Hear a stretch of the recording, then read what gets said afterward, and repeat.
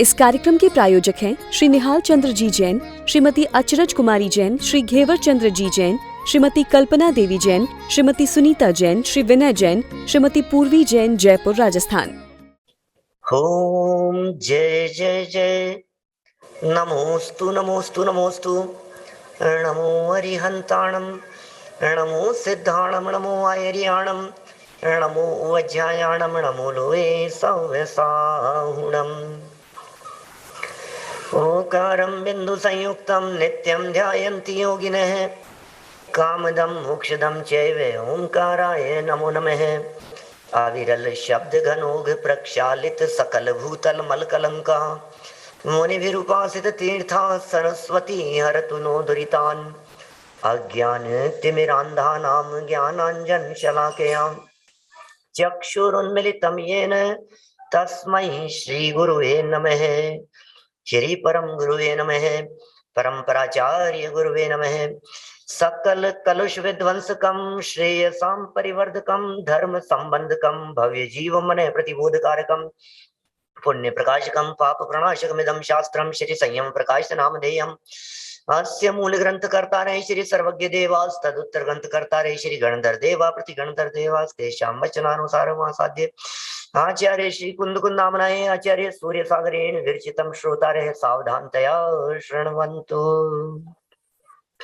मंगलम भगवान वीरो मंगलम गौतमो गणी, मंगलम कुंद कुंदाद्यो जैन धर्मोस्तु मंगलम।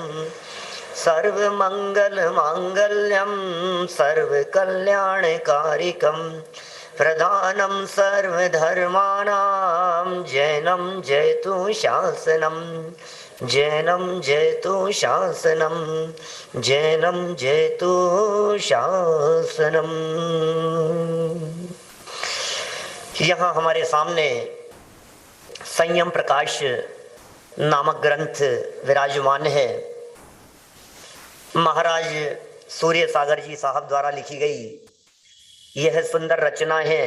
छोटे छोटे से प्रकरण और भरत क्षेत्र के या हमारे जैसे पामर जीवों को क्या क्या भूलें जिन आमनाय के पालन करने में हो जाती है उससे छुड़ा देने वाले प्रकरण हैं। बातें बहुत छोटी छोटी सी है लेकिन जीवन में उपयोगी है। जैन इतिहास की चर्चा कर रहे थे, फिर आचार्यों की परंपरा को बतलाया, फिर स्त्री अभिषेक, पंचामृत अभिषेक और छोटे छोटे से प्रकरण, कहीं दीपक जलाने की चर्चा, कहीं निर्माल्य की चर्चा।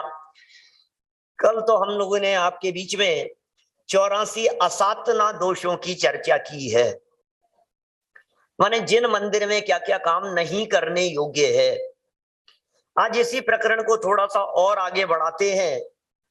जब ये असातना दोषों की चर्चा हुई तो बहुत बातें ऐसी भी आई जिनमें ऐसा लगा कि शायद ये तो 20 पंथ वाले अपनाने लगे और 13 पंथ में ऐसी बातें नहीं है। तो यहाँ 13 पंथ और 20 पंथ के विवाद का सवाल नहीं है, यहाँ तो सिद्धांतों की बात है, यहाँ तो मान्यता की बात है, यहाँ तो सारा समाज मिलकर के एक कैसे हो जावे ये प्रकरण यहाँ दिया जा रहा है। देखिए, निकालिए संयम प्रकाश ग्रंथ 457 नंबर का पेज और बीच में एक हेडिंग दिया है। बड़ी उपयोगी बातें आएगी क्योंकि इसमें मूल संघ के प्रचारक विद्वानों की भी चर्चा होगी। अभी भाई साहब ने जिन एक दो विद्वानों के नाम लिए थे, ऐसे यहाँ 17-18 विद्वानों के नाम दिए हैं जो मूल संघ के प्रचारक विद्वान रहे। मैं धीरे धीरे से पढ़ता हूं। मजेदार प्रकरण है, आपको मजा भी आएगा, आपको अच्छा भी लगेगा। देखिए, जब 84 असातना दोषों की बात कही, कल आप लोगों के बीच में की है, कोलारस में ही मैंने ये चर्चा, उल्लिखित प्रकार के आचरण करने लग गए थे, तब इनके भी अतिरिक्त आगम विरुद्ध क्रियाएं इन लोगों में बहुत विशेष हो गई थी। तब शुद्धामनाई त्रयोदश पंथियों ने इनकी शास्त्र विरुद्ध क्रियाओं का विरोध किया और इनसे बहुत से प्रश्न किए।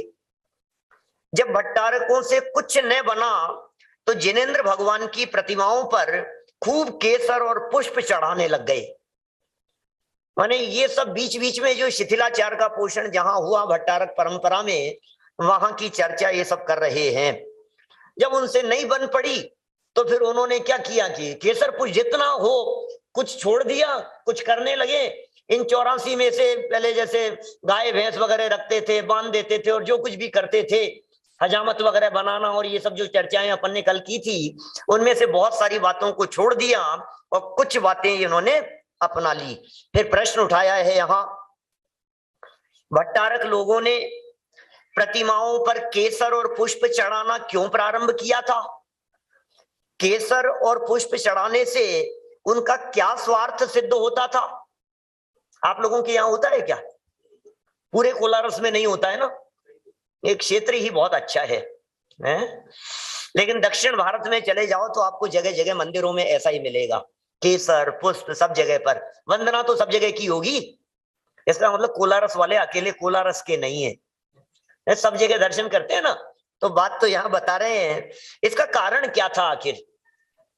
इसका कारण यह था कि केसर पुष्पों के चढ़ाने से परिग्रही मूर्तियों को अपूज्य समझकर, परिग्रही मूर्तियां हो जाएगी, इन्हें अपूज्य समझकर शुद्ध आमनाई मूल संघी श्रावक मंदिरों में नहीं आएंगे और हमारी पोल नहीं खुलेगी।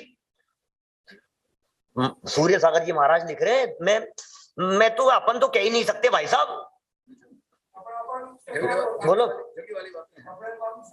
हाँ, माने कैसे, मतलब झगड़े वाली बातें अपन कैसे कहें, अब भट्टारक जी के बारे में कैसे कहें?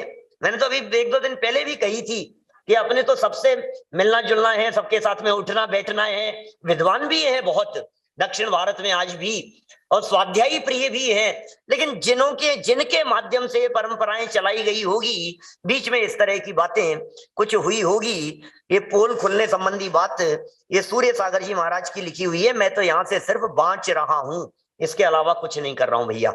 आगे सुनो, उसी समय विद्वान भट्टारकों ने केसर पुष्पादि चढ़ाने के विधान के नए श्लोक बनाकर, 300-400 साल पहले की बातें कह रहे हैं, नए श्लोक बनाकर पुरातन ग्रंथों में क्षेपक रूप से और नए नए पद्य बनाकर रख दिए। और जो इतने विद्वान नहीं थे, उन्होंने ब्राह्मण विद्वानों से श्लोक एवं ग्रंथ बनवाए और भोले भाले श्रावकों को प्राचीन मूल संघ के ग्रंथ बतलाकर अपने अनुकूल कर लिया। ये कैसी परंपराएं चल गई, क्या क्या हो गया, बीच में किस तरह की विकृतियां आई होगी, क्या क्या हुआ होगा, कैसा काल रहा होगा। माने ये सब ऐसा भी कह सकते हैं कि मूल आमनाई की जो परंपरा थी वो धीरे धीरे से विकृत होती चले गई।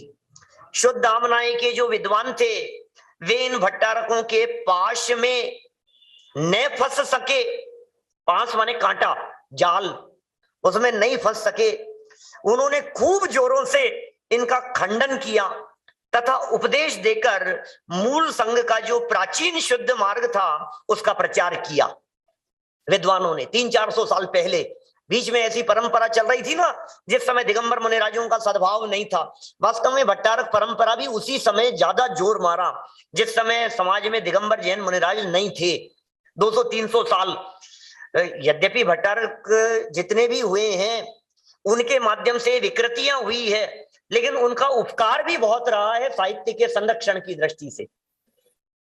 आज हमारे को जो प्राचीन ग्रंथ उपलब्ध होते हैं, जो ताड़पत्र उपलब्ध होते हैं दक्षिण भारत में, उनकी सुरक्षा की एक बहुत बड़ी जवाबदारी और जिम्मेदारी यदि किसी ने निभाई है तो भट्टारक परंपरा के माध्यम से निभाई गई है। लेकिन ये बीच बीच में ये सब भी हुआ। देखिए, विद्वानों ने उनका खूब पुरजोर खंडन किया। उसी समय में शुद्धामनाई मूल संघी तेरे पंथी कहलाने लगे और केसर पुष्प पंचामृत तथा सुरे गाय के चमरों का उपयोग करना, आरती एवं रात्रि पूजा भी करने का विधान करने वाले भट्टारकों के अनुकूल चलने वाले लोग वे 20 पंथी कहलाने लगे। अब ये धीरे धीरे जो इस तरह का आचरण करते थे, पुष्प चढ़ाते थे, केसर चंदन लगाते थे और पंचामृत आदि करते थे, उन सबको समाज में 20 पंथी कहा जाने लगा और बाकी 13 पंथी हो गए। लेकिन भाई साहब, ये भले ही ये बातें लिखी है, लेकिन एक वाक्य मारा, मेरा मन है कुछ देर उस वाक्य पर चर्चा करने का। ये लिखा है इन्होंने, क्या लिखा है? वास्तव में किसी प्रकार का मौलिक सैद्धांतिक भेद नहीं है, सैद्धांतिक भेद नहीं है। 13 पंथ आमनाएं हो या 20 पंथ आमनाएं हो, अरे हम तो एक बात कहते हैं, यदि जैन सिद्धांतों की दृष्टि, सिद्धांत किसका नाम है? अच्छा, 24 तीर्थंकरों में से 20 पंथी कितने तीर्थंकर मानते हैं और 13 पंथी कितने मानते हैं? दोनों ही 24 मानते हैं। क्या बात कर रहे हो? कुछ तो फर्क होगा। कोई फर्क नहीं है। अच्छा, और आचार्य कुंद को दोनों में से कौन मानता है? दोनों ही मानते हैं। और इंद्रभूति गौतम आदि को दोनों मानते हैं। और शिखर जी को? अच्छा, तत्व कितने माने जाते हैं? 13 पंथियों में तो 7 है पक्का। आप लोग तो सब 13 पंथी हो, है ना? कोलारस वाले 7 हैं। 20 पंथियों से पूछना कितने तत्व होते हैं, बोले 7 ही होते हैं।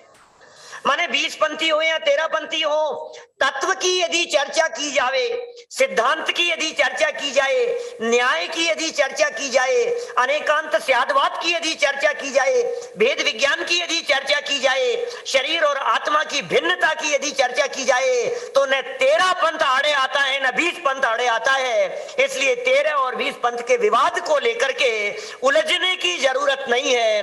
भेद विज्ञान की चर्चाएं करो। पंडित प्रवट टोडरमल जी साहब मोक्ष मार्ग प्रकाशक ग्रंथ के मंगलाचरण में ये बात कहते हैं, जाते मिले समाज सब, पावे निज पद राज। क्या बात कर रहे हो भाई साहब? क्या अर्थ है अभिनंदन जी भाई साहब? जाते मिले समाज सबका क्या अर्थ है?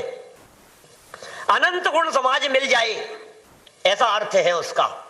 विद्वानों से, परंपरा से यही अर्थ हमने सुना है। जाते मिले समाज सब, पावे निज पद। अपने अनंत गुण रूपी समाज मिल जाएगा तो निज पद की प्राप्ति हो जाएगी। लेकिन मैं इसका एक अर्थ और करता हूं। क्या? जो लिखा है वही अर्थ करता हूं, जाते मिले समाज सब। टोडरमल जी साहब मोक्ष मार्ग प्रकाशक ग्रंथ लिखते हुए ये कह रहे हैं, मैं ऐसी चर्चाएं तुम्हारे बीच में करूंगा जिससे समाज में झगड़े नहीं होंगे, जिससे समाज में एकता बनी रहेगी। बोले ऐसी कौन सी बात करने वाले हो? मैं ऐसी बातें आपके बीच में करूंगा इस ग्रंथ में, जिस ग्रंथ की चर्चाओं को पूरा समाज एक जाजम पर बैठ करके सुन सकता है। सारा समाज एक दरी पर बैठ करके सुन सकता है। इसलिए पंडित जी साहब ने ये चर्चा की। बोले आकुलता में दुख है। बोलो पूरी समाज के लिए एक बात है या नहीं? एक मनुष्य पर्याय में यदि तुम अपना हित करना चाहो तो हो सकता है। ये बोलो ये जो चर्चा है ये पूरी समाज के लिए है या नहीं? अमूर्तिक प्रदेशों का पुंज, प्रसिद्ध ज्ञानादि गुणों का धारी, अनादि निधन वस्तु आप हैं। मैं आपसे पूछना चाहता हूं, ये बात 20 पंथियों की है या 13 पंथियों की है? सबकी। ऐसी चर्चा भाई साहब, शुद्ध आत्म तत्व की चर्चाएं, ऐसी चर्चा करो जाते मिले समाज सब। चक्कर में मत उलझो। ये लिख रहे हैं यहां महाराज साहब ने लिखा है 13 और 20 में किसी प्रकार का मौलिक सैद्धांतिक भेद नहीं है। और मेरे यदि प्रवचन आप लोगों ने सुने हो, सुनते हो, तो मैंने बीच में एक बार ऐसी चर्चा भी की, किसका नाम 13 पंथ और किसका नाम 20 पंथ? बोले 12 व्रत और 8 मूल गुणों का पालन करने वाले श्रावक वे 20 पंथी। क्या 20 है ना? ये 12 व्रत किसके होते हैं? श्रावकों के। और 8 मूल गुण किसके हैं? श्रावकों के। तो 12 व्रत और 8 मूल गुण रूपी मार्ग पर चलने वाले जो श्रावक हैं वे 20 पंथी कहलाते हैं। और फिर आगे चलकर जब वे 5 महाव्रत, 5 समिति और 3 गुप्ती का पालन करते हैं तब वे 13 पंथी हो जाते हैं। क्या? तो श्रावक मार्ग 20 पंथ का मार्ग और मुनि मार्ग 13 पंथ का मार्ग। ऐसा है, विवाद नहीं है किसी भी तरह का। सैद्धांतिक दृष्टि से देखा जाए जितना भेद दिखाई देता है भाई साहब, ये सारा का सारा भेद पूजन पद्धति का भेद है, ये सारा का सारा भेद क्रियाओं का भेद है, ये सारा का सारा भेद है। आप जल से अभिषेक करते हो या पंचामृत से करते हो, आप अहिंसक रीति से करते हो या हिंसक, उसमें थोड़ी बहुत हिंसा होती है, ये भेद है। और इस बात का हम पूरी तरह से स्पष्टीकरण पहले आपके बीच में कर चुके हैं। अहिंसक पद्धति ही उपादेय है। पिछले कई दिनों में बहुत विस्तार से हम ये चर्चा आपके बीच में कर चुके हैं। जितना हो सके अहिंसक मार्ग को अपनाइए। वीतराग मार्ग में पंचामृत को स्थान शोभा नहीं देता। वीतराग मार्ग में दीपक आदि जलाना, हवन आदि करना, ये क्रियाएं शोभा नहीं देती। ये वीतरागियों का पंथ है। इसमें जिनेंद्र देव की प्रतिमाओं को ये श्रृंगार आदि करके, चंदन आदि लगा करके परिग्रही बना देना, रागी बना देना, ये शोभा नहीं देता, ये शोभास्पद नहीं है। लेकिन फिर भी हम ये कहना चाहते हैं, आपके जचे जो करो, कोई बात नहीं, किसको क्या कहें हमने तो हमारा मंतव्य बतला दिया। हमने तो ये आचार्य सूर्य सागर जी महाराज की बात को यहाँ बता दिया। और एक बात स्पष्ट कहना चाहते हैं, सिद्धांतों को पढ़ो, आगम को पढ़ो, कुंद कुंदाचार्य देव की शरण में आकर के बात पढ़ो तो सारे विषय क्लियर होते चले जाएंगे। किसने क्या किया, समाज में कौन क्या कर रहा है, इस मंदिर में ये चल रहा है और उस मंदिर में ये चल रहा है, अरे क्या चल रहा है, विवाद है बिना मतलब का। ये 20 और 13 के नाम पर गांव गांव बट गए हैं, समाज बट गया है। हिंदू मुसलमानों की तरह, सिया सुन्नियों की तरह ऐसे ऐसे विवाद दिखाई देते हैं। ये 20 पंथ वाले हैं, ये 13 पंथ वाले हैं। भैया सुनो, हम तो जिनेंद्र पंथ वाले हैं, हम तो जैन आमनाएं वाले हैं, हम तो दिगंबर वीतरागियों के पंथ वाले हैं। इसलिए किसी भी तरह का कोई विवाद यहां नहीं है। महाराज साहब लिख रहे हैं, मौलिक सैद्धांतिक भेद नहीं है, इसलिए सिद्धांतों की चर्चा करो। द्रव्य कितने माने हैं भाई साहब 20 पंथ और 13 पंथ में? 6। और तत्व कितने? 7। और अष्टिकाय कितने? 5। और पदार्थ कितने हैं कि 9। और काल कितने?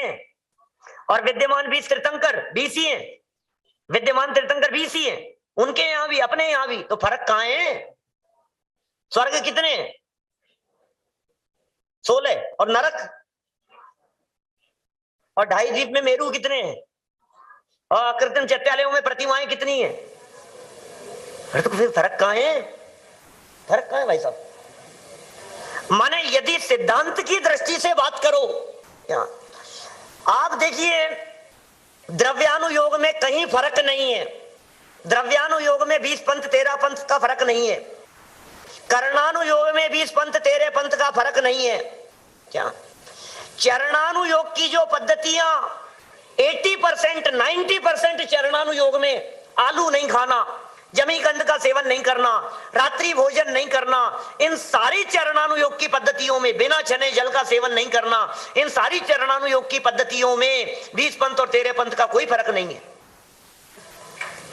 प्रथमानुयोग में 99% कथाएं कहानियां सब वही तीर्थंकरों की, चक्रवर्तियों की, नारायण प्रति नारायणों की। कहां फर्क है? दादा ने एकता के 5 बोल कहे, छोटे दादा ने। कब की बात है ये? 1996-97 के आसपास। दादा का जो अभिनंदन ग्रंथ है ना, उसमें मेरा लेख भी एकता के 5 सूत्र पर था। दादा के 5 बोल, एकता के 5 सूत्र। उसमें एक बहुत महत्वपूर्ण बोल दिया सारे समाज में संगठन की दृष्टि से। अकेले 20 पंथ 13 पंथ की क्या बात करते हो? अरे हम तो दिगंबर श्वेतांबर भी साथ में बैठ करके यदि सैद्धांतिक चर्चा करें। दादा तो कहते हैं मैं 35 साल से अमेरिका जा रहा हूं, और श्वेतांबर दिगंबर पिछले 30 साल से 35 साल से अध्यात्म स्टडी सर्किल में मुंबई जाते हैं। दिगंबर श्वेतांबर सब साथ में बैठ करके सुनते हैं। आज तक झगड़ा खड़ा नहीं हुआ। कारण क्या है? कि हम सिद्धांत की चर्चा करते हैं। 95% बातों में जिनमें सहमति है उनमें मिलजुल करके प्रचार करो, और 5% बातों में जिनमें सहमति नहीं है उनके संबंध में मौन धारण करो, गौण करो उनको, विवाद मत करो। देखिए ये जो एकता का सूत्र है ना, एकता का सूत्र कहां कहां लागू होता है? कौन सी जगह पर एकता करनी है? कि जहां एकता की बात हो, फेडरेशन में एकता, मुमुक्षु मंडल में एकता, परिवार में एकता, पति पत्नी में एकता, पिता पुत्र में, जहां जहां जहां आपको लगता हो कि एकता की जरूरत है, 100% बातें तो मिलती किसकी है भाई साहब? कुंद कुंदाचार्य देव का वचन है, नाना जीवा नाना कम्मा। हमारे छावड़ा जी साहब तो बहुत चलाते थे, पूनम चंद जी छावड़ा साहब। नाना जीवा नाना कम्मा है, जीव नाना कर्म नाना लब्धि नाना विधि कहे, अतएव वर्जित वाद है निज पर समय के साथ भी। अंकित जी हैं, निज और पर के साथ जो विवाद है बोले वर्जित है। किस बात का विवाद कर रहे हो आप? दो व्यक्तियों के विचार मिलते नहीं है देवेंद्र जी भाई साहब, दो व्यक्तियों के विचार मिल नहीं सकते। कैसे मिलेंगे? अलग अलग जगह से आए हैं, अलग अलग जगह पर जाना है। अब ये कहे कि साहब इनका हमारे तो विचार ही नहीं मिलते पत्नी के साथ में, कि मिलेंगे भी नहीं बेटा, मिलाने की कोशिश मत करना। अरे भाई भाई के विचार नहीं मिलते। अरे जितने मिल रहे हैं उतने में एकता मानो, और जो नहीं मिल रहे हैं उन बातों को गौण करो। पारिवारिक सामंजस्य का हेतु क्या है?